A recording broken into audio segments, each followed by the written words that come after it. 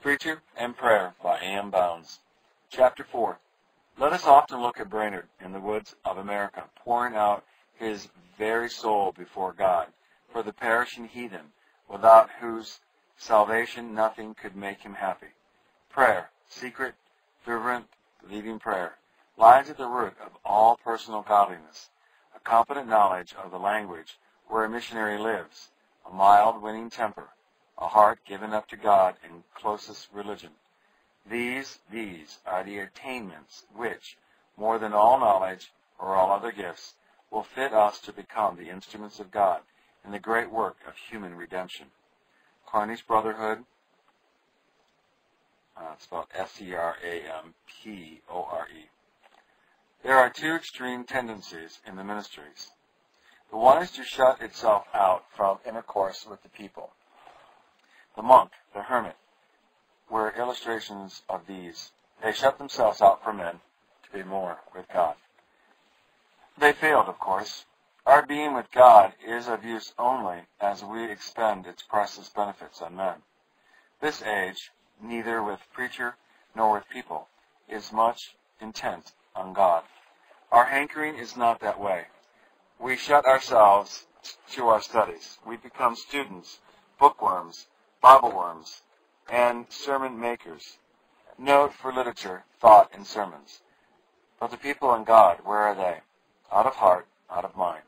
Preachers who are great thinkers, great students, must be the greatest of prayers, or else they will get the greatest of backsliders, heartless professionals, rationalists, less than the least of the preachers in God's estimate.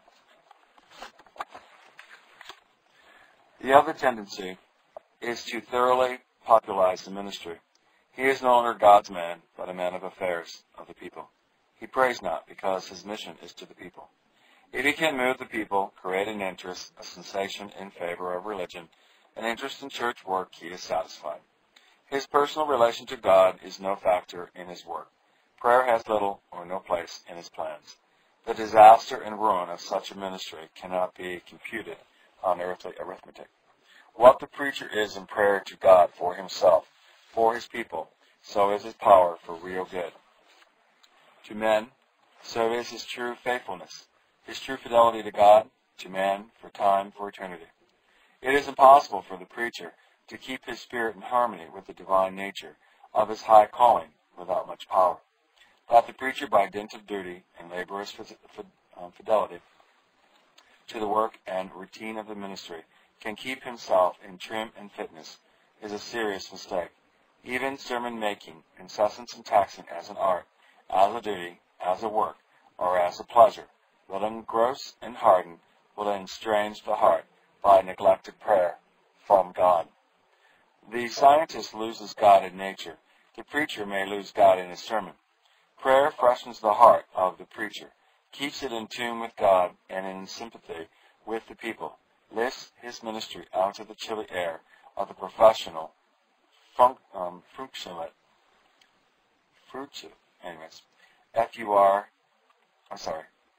F-R-U-C-T-I-F-I-E-S, routine, and moves every wheel with the faculty and power of a divine unction. Mr. Spurgeon says, quote, "Of course the preacher is above all others distinguished as a man of prayer.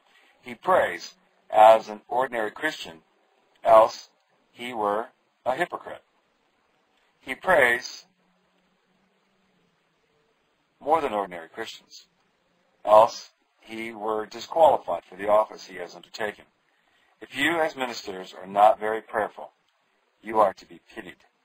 If you become lax in sacred devotion, not only will you need to be pitied, but your people also. And the day cometh in which you shall be ashamed and confounded. All your libraries and studies are mere emptiness, compared with our closets. Our seasons of fasting and prayer at the tabernacle have been high days indeed. Never has heaven's gate stood wider. Never have our hearts been nearer this central glory." Unquote. The praying which makes a prayerful ministry is not a little praying, but in, as we put favor to give it a pleasant smack, but the praying must be in the body, and form the blood and bones. Prayer is no petty duty, but into a corner. No piecemeal performance made out of the fragments of time which have been snatched from business and other engagements of life. But it means that the best of our time, the heart of our time, and strength must be given. It does not mean the closet absorbed in the study or swallowed up in the activities of ministerial duties, but it means the closet first, the study and activities second, both study and activities freshened and made efficient by the closet.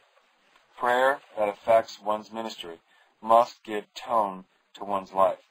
The praying which gives color and bent to character is no pleasant, hurried pastime. It must enter as strongly into the heart and life as Christ's, quote, strong crying and tears, unquote, did. Must draw out the soul into an agony of desire, as Paul's did.